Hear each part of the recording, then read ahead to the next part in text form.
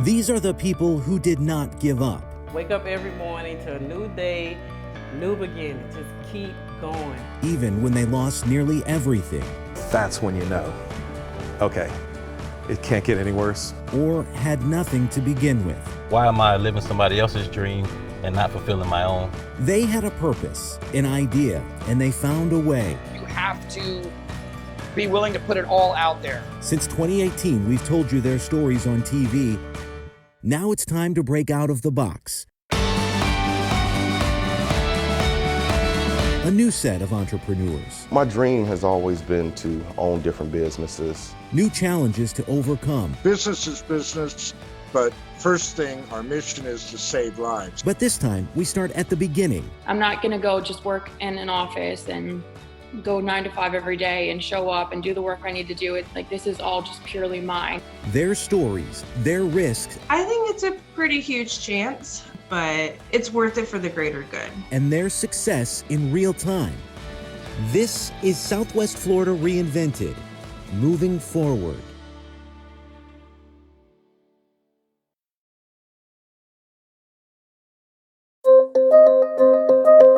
I was Sean Skove, the employee, the family member, the friend, and no one really knew who I was. Over the next couple of years, people are going to start to know who I am, and whether or not that matters or not, I'm doing what I want to do.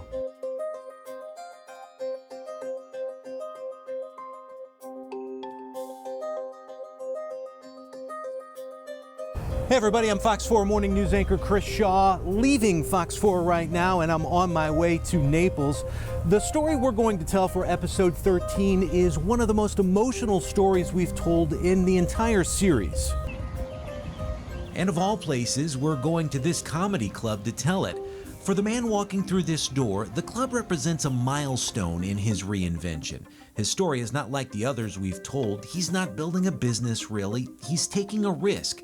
And he's come a long way to follow his dream. You can see all the names of all the comedians. I wanted to meet Sean Skove here in Naples at Off the Hook Comedy Club because of what the place means to him. I'm not just a comedian or a musician that's just up here trying to make people laugh. I have a much bigger message than that. He wants people to know where they are today does not have to dictate where they will be tomorrow. We can best tell his story by going back to early March of last year. Sean had a place in a gated community. He had just started a new job. And then the pandemic hit and life fell apart.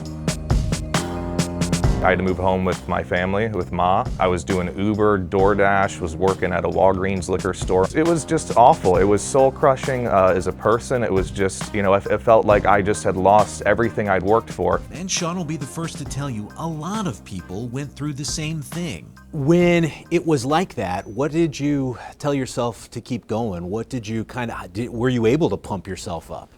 So I guess this would probably be a good time to start bringing Dan into the conversation. Here is where Sean's story is different. We were each other's support system. He was my best friend. We did everything together. Our lives were, we were family. And comedy was part of their bond. Sean says they wrote jokes together and Dan would perform them on stage until the tragedy. Dan unfortunately died June of 2019.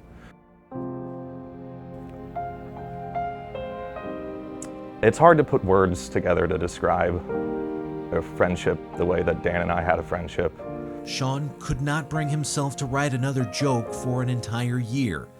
But last summer, still mourning and dealing with his own life slipping away from him, he turned back to comedy.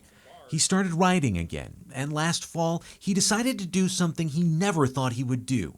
He got on a stage. So I'm reading my notes, and I'm sweating, and I'm shaking, and I'm just terrified, and I want to leave. I'm just ready to quit. It's too much. It's not this time. And my friends are texting me, you can do this, man. Stay strong. And in my head, I'm just like, you got to do this for Dan. You got to do it. You got to do it. And I have footage of it. It's awful. And I'm reading from my phone. It's brutally awful. But I did it. And he kept doing it.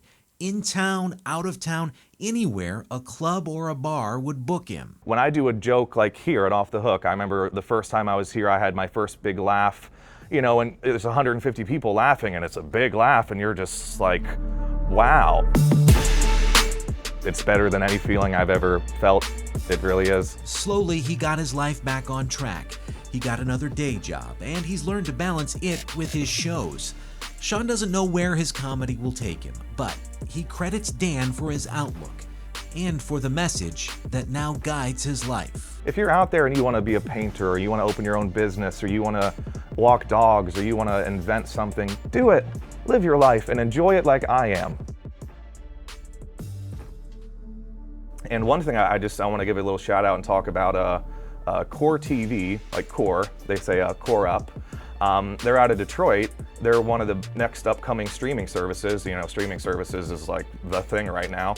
And from the owner to everyone in the organization, they're great people. It's a great, you know, streaming service. It's a great opportunity for any musician, artist of any kind. I fully support them. I'm so humble and grateful that they allowed me to perform live in their studio as a 3-month comedian at that time, and they gave me a shot. And it was one of the most incredible experiences I've ever experienced. You're in this live studio, you've got the people, you got all the cameras, all the lights, all the directors. Okay, we're going live in 3, 2, 1. And then you're just standing there in front of the camera, and you can see in the footage, I got footage of that too, I'm a deer in headlights. It was the first time I went from reading off my phone to having it memorized and just doing the jokes. So if that's not bad enough, you're live. And I did great, and it was an amazing experience. I mean, if anyone could do it, I would recommend it. It was just life-changing. Long term, do you have goals? What are you thinking? How far can this go? I mean, that's I've had a lot of people talk about this to me and around me.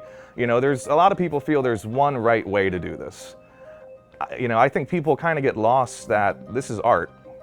You know, to say there's only one way an artist can be famous is wrong. You know, you can be an artist, and you know, I don't know how I'm gonna do it. You know, I'm figuring it out as I go. You know, I want to say that I can make it to the top, you know, and however long that'll take and however I'm going to do it. If it takes 2 years, 10 years, 15 years, 30 years, you know, yeah, I want to be doing this for the rest of my life all over the world, you know, showing the world what I can do, but what Dan brought out of me. I fell in love with the expressions from the people and the family when they was tasting my grandfather's food. Next week, one generation's love of family and food turns into opportunity for the next. If you have any questions or comments, you can reach me at chris.shaw@fox4now.com. Plus, you can find me on Facebook and Twitter. Until next Thursday, this is Southwest Florida Reinvented, moving forward.